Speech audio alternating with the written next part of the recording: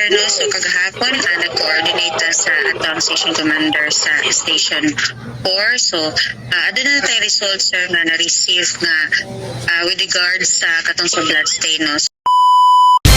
Guys, good news na may kasamang bad news mga kois, no? Update po tayo kay Ian Minyosa.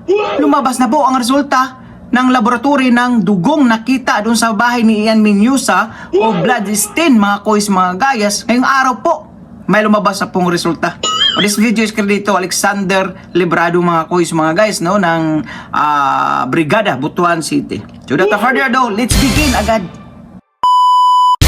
Taon po nga gihulat-hulatan sa atong mga ginsakpan sa kapulisan ang resulta sa blood stain nga ilang nadiskubrihan dito mismo sa Panimalay sa pamilyang Minyosa nga nakita sa bungbong, sa haligi o sa ilawom silong kinsa giproseso sa atong taga Crime Laboratory Office 13 nga gidala pa sa laing rehiyon kay wala lagi gamit pang testing sa maong dugo dinhi sa atong Pro 13. Matod ni Police Lieutenant Joy March Istiuco ang tigpamaba sa Butuan City Police Office, subo nilang ipahibalo nga ang maong ginudahang dugo ni gawas sa pagsusi nga dili gayud dugo sa tao, dili human blood. Negatibo ang resulta sa pag-examine niini.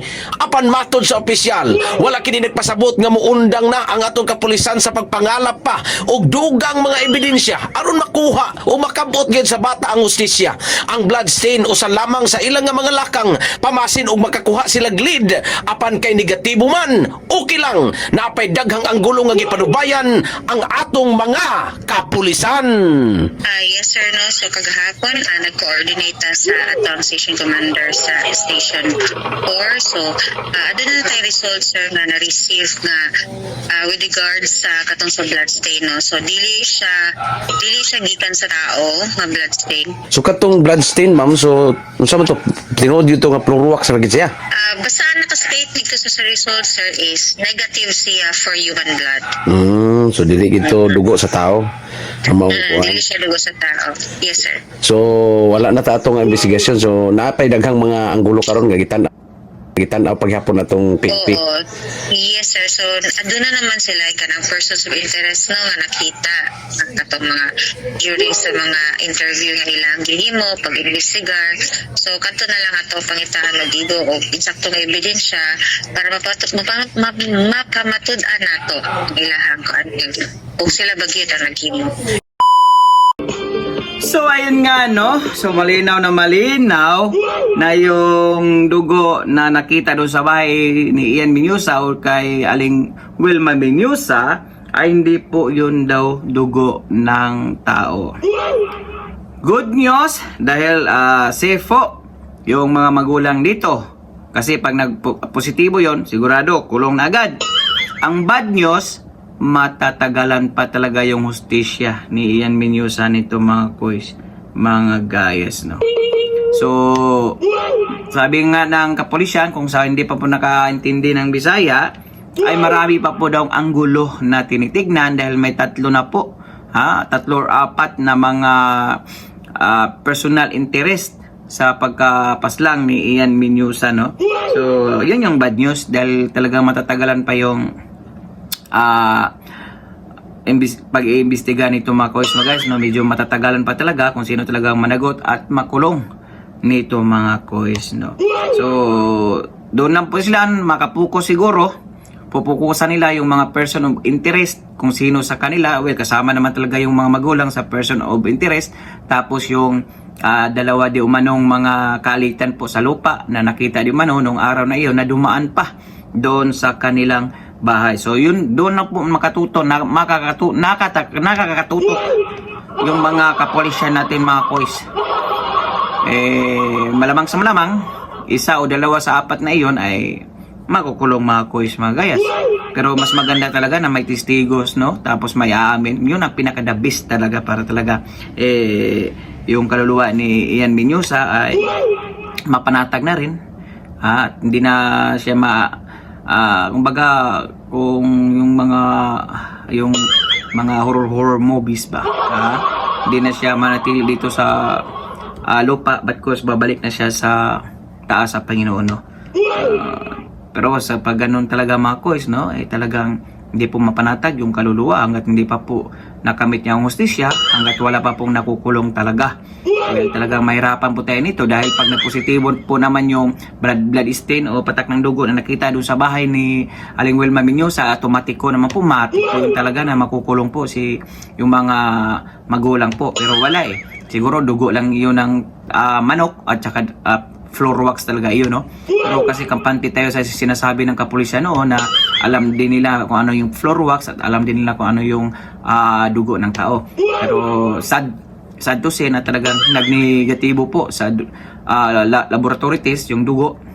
Hindi po siya dugo ng tao, but cause I don't know. Basta yun po ang sinasabi ng mga kapulisyan dyan sa PRO 13 ng Butuan City, mga kuys, mga guys, no?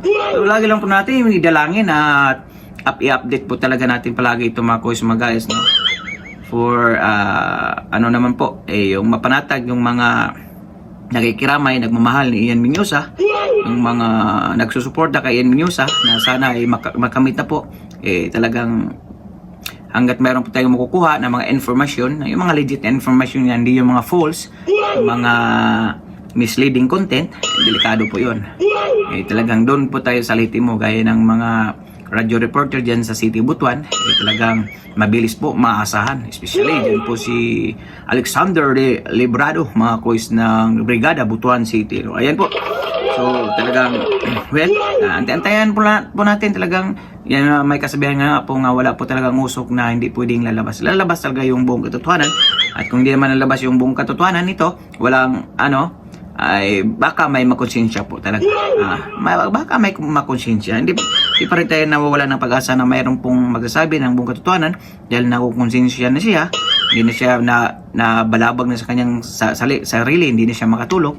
Talagang doon na po siguro aamin. Well, hindi po natin alam kung talagang yung mga magulang or yung mga dalawang bagong person of interest, no, na di umano kalitan ng lupa.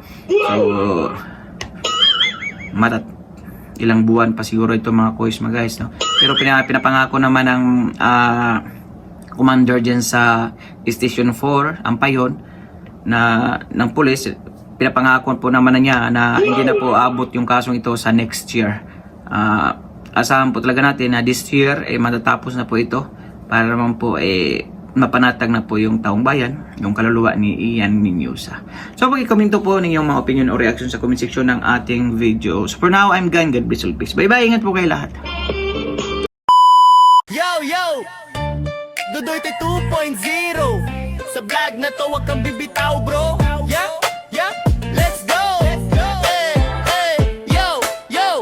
Dudoy palaging andito. Balitang totoo, walang plastikan dito. Sa politika o simpleng usapan, hatid ay vlog, diretsong katotohanan. Dudoy 2.0. Laging trending ang kwento. Sa YouTube, hanap mo to. Political vlog na swak sa'yo. At makiride, wag na magpahuli. Sa bawat issue, may banat si Dode.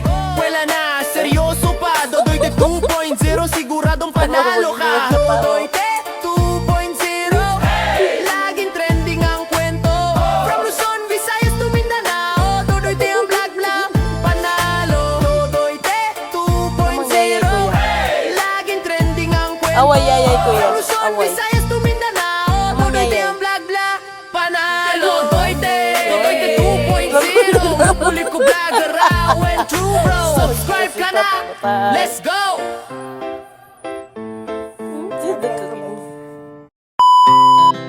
Our hearts beat to the city streets.